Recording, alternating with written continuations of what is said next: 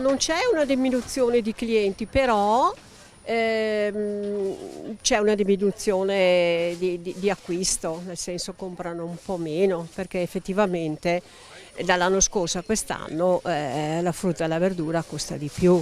Gabriella Bonetto ha da poco festeggiato i 54 anni di attività tra le bancarelle e ammette di aver visto raramente aumenti così improvvisi di frutta e verdura, con dei paradossi che fatica a spiegarsi e alcuni record. Beh, pomodori sicuramente, poi la frutta in generale, le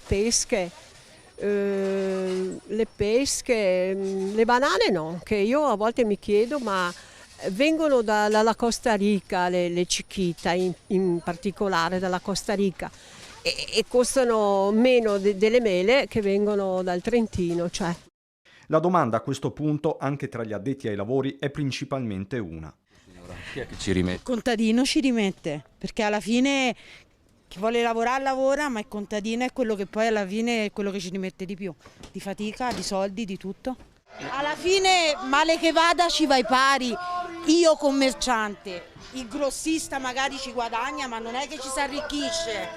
Una cosa è certa, gli ambulanti non ci guadagnano. Poco, poco. Ci sono troppi rincari, quindi la gente compra poco. Anche noi guadagniamo poco.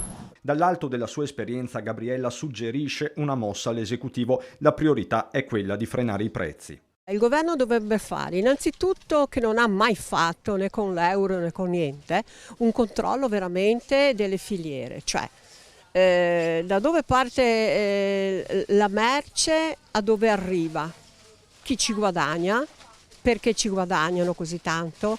Io ho capito che il gasolio costa tanto di più, i trasporti, però la guerra, la pandemia hanno giustificazione in questo, io mi chiedo. Intanto i consumatori, anche al mercato di Castelfranco, corrono ai ripari. Sto portando via la rimasulia per darli agli animali, per non buttarla via. Perché è un peccato buttare via la roba. Esatto, bisogna riassimilare tutto, quello che si può bisognerebbe riassimilare tutto. Quando c'è qualcosa che come ci legge adesso le prendiamo anche se costa caro. Anche se non si rinuncia al piacere. Sì, un 100 grammi, 200 grammi. Quindi se ne comprano meno. Se ne comprano meno, sì.